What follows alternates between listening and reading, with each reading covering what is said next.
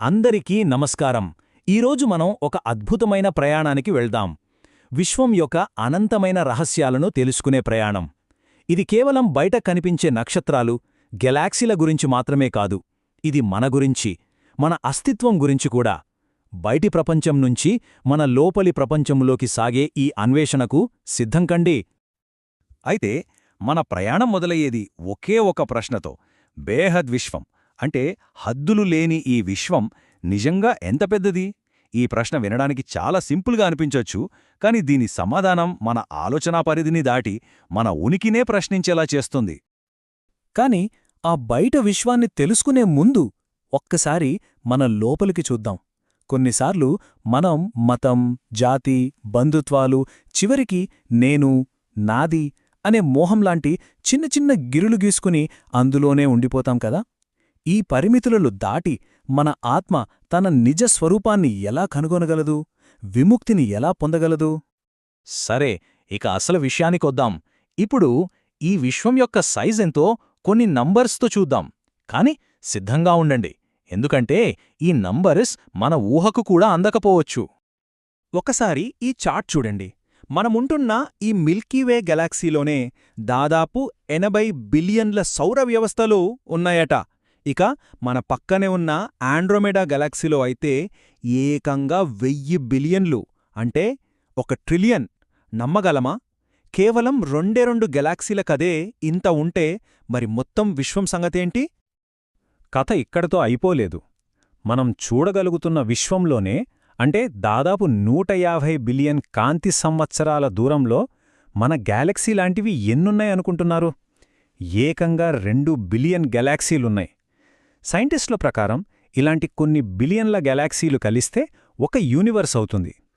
అంటే ఇక్కడ మనం అర్థం చేసుకోవాల్సిన పాయింట్ ఏంటంటే, ఈ అనంతమైన విశ్వంతో పోలిస్తే మనం నివసించే ఈ భూమి ఒక సూది మొనంత పరిమాణం కూడా లేదు.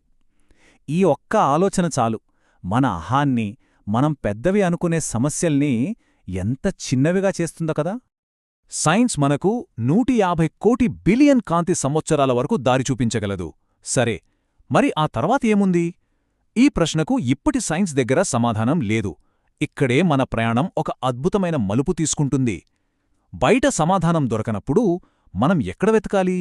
లోపల. ఇప్పటిదాకా మనం బయట చూశాం. ఇప్పుడు మన ప్రయాణం ఒక పెద్ద మలుపు తీసుకుంటోంది. మనం మన దృష్టిని మన లోపలికి తిప్పుదాం, మన అంతరంగ విశ్వం వైపు. ఇది మన అన్వేషణలో చాలా ముఖ్యమైన ఘట్టం. ఆ అనంతమైన విశ్వాన్ని అర్థం చేసుకోవాలంటే దానికి ముందు మనం సమాధానం వెతకాల్సిన ప్రశ్న ఒకే ఒక్కటి: నేను ఎవరు? ఈ చిన్న ప్రశ్నే ఆ పెద్ద రహస్యాలన్నిటికీ తాళంచివి. ఆ నేను అంటే ఎవరు? ఈ పంచభూతాలతో తయారైన శరీరం అనుకుంటున్నామా? కాదు, మన అసలైన స్వరూపం ఆత్మ. ఈ శరీరం కేవలం ఆత్మ తన పనులు చేసుకోటానికి వాడుకునే ఒక కారు లాంటిది, అంతే. ఈ స్లైడ్లో చూస్తున్నట్టు మనకు కనిపించే ఈ శరీరం ఒక్కటే కాదు, అచ్చం ఉల్లిపొరల్లాగా దీనిలోపల మన కంటికి కనిపించని ఎన్నో శక్తి శరీరాలుంటాయి. మొదట గాలిలాంటి వాయుమయ శరీరం, దానిలోపల ఆకాశంలాంటి ఆకాశతత్వ శరీరం, అలా లోపలికి వెళ్లేకొద్దీ ఇంకా శక్తివంతమైన పొరలుంటాయి. వీటన్నిటి మధ్యలో ఆత్మ యొక్క కంట్రోలింగ్ పవరుంటుంది. మరి సమస్య ఎక్కడొస్తుంది? మన చుట్టూ ఉన్న నెగటివ్ వాతావరణం, అంటే నెగటివ్ ఆలోచనలు, ఎమోషన్స్. ఈ నెగటివిటీ అంతా మనం పీల్చే గాలి ద్వారా మన లోపలికి వెళ్ళి ఆ సూక్ష్మ శరీరాల్ని పాడుచేస్తుంది. దాంతో ఏమవుతుంది? ఆత్మశక్తి తగ్గిపోతుంది, మన బుద్ధి బయట ప్రపంచంలోనే ఇరుక్కుపోతుంది. మరి మన శక్తిని తిరిగి ఎలా పొందాలి? ముందు మనం ఎక్కడ్నుంచొచ్చామో తెలియాలి, మన మూలమేంటో అర్థం చేసుకోవాలి. సరే, ఇప్పుడు ఆ సృష్టి క్రమమేంటో చూద్దాం. ఈ స్లైడ్లో ఉన్న ఆర్డర్ని ఓసారి చూడండి. సృష్టికి మూలం ఒక్కరే. ఆల్ మైటీ అథారిటీ నుండి పరంపిత, ఆయన నుండి పరమాత్మలు, వారి నుండి దేవాత్మలు, చివరిగా వారి నుండి మనలాంటి మనుష్యాత్మలు వచ్చాయి.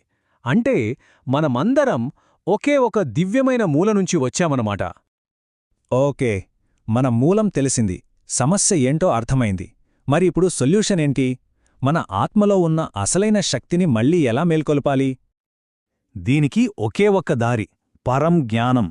ఇది మనం పుస్తకాల్లో చదివే నాలెడ్జ్ కాదు, ఇది అనుభవంతో వచ్చే అత్యున్నతమైన జ్ఞానం. ఈ జ్ఞానం అర్థమైతే చాలు, విశ్వరహస్యాలన్నీ అవే తెలిసిపోతాయి. మరి ఆ జ్ఞానాన్ని పొంది ఆత్మశక్తిని పెంచుకోవటానికి ఇక్కడ కొన్ని స్టెప్సున్నాయి. మొదటిది మన ఆలోచనా విధానాన్ని పూర్తిగా మార్చేసుకోవాలి. రెండవది మన చుట్టూ పాజిటివ్ వాతావరణాన్ని క్రియేట్ చేసుకోవాలి. మూడవది ఆత్మ యొక్క కంట్రోలింగ్ పవర్ని జాగృతం చెయ్యాలి. ఇక చివరిగా ధ్యానం ద్వారా మన సూక్ష్మ శరీరాలను చార్జ్ చేసుకోవాలి. ఆత్మలో పవర్ పెరుగుతున్న కొద్దీ ఏం జరుగుతుందో తెలుసా? మన సంకల్పశక్తి అంటే మన ఆలోచనాశక్తి విపరీతంగా పెరిగిపోతుంది. అంటే మనం బలంగా ఏదైనా అనుకుంటే దాన్ని నిజం చేయగల సత్తా వస్తుందన్నమాట. మన పెద్దలు సంకల్ప బలం అంటారు కదా, సరిగ్గా అదే. సరే, ఇప్పుడు మనం స్టార్టింగ్లో అడిగిన ప్రశ్నకొద్దాం. ఆ అనంత విశ్వాన్ని అర్థం చేసుకోవాలంటే మన ఈ లిమిటెడ్ బుద్ధి సరిపోదు. దానికి బేహద్ బుద్ధి కావాలి. బేహద్ అంటేనే హద్దుల్లేనిది, లిమిట్లెస్. అలాంటి ఇంటెలెక్ట్ మనకు కావాలి. అది ఎప్పుడొస్తుంది? మన ఆత్మ ప్యూర్గా, పవర్ఫుల్గా మారినప్పుడు మాత్రమే సాధ్యం.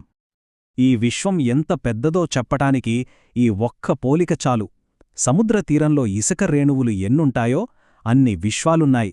ఆలోచించండి, మనం చూస్తున్న ఈ యూనివర్స్ అందులో ఒక్క ఇసుక రేణువు మాత్రమే. అయితే చివరిగా ఒక్క విషయం. ఆ కోటానుకోట్ల విశ్వాలను అర్థం చేసుకునే తాళం చెవి బయట ఏ టెలిస్కోప్లోనూ లేదు. అది మన లోపలే ఉంది. అనంత విశ్వాన్ని తెలుసుకునే అసలైన ప్రయాణం మన అంతరంగంలోకే. ఆ తాళం మన చేతుల్లోనే ఉంది.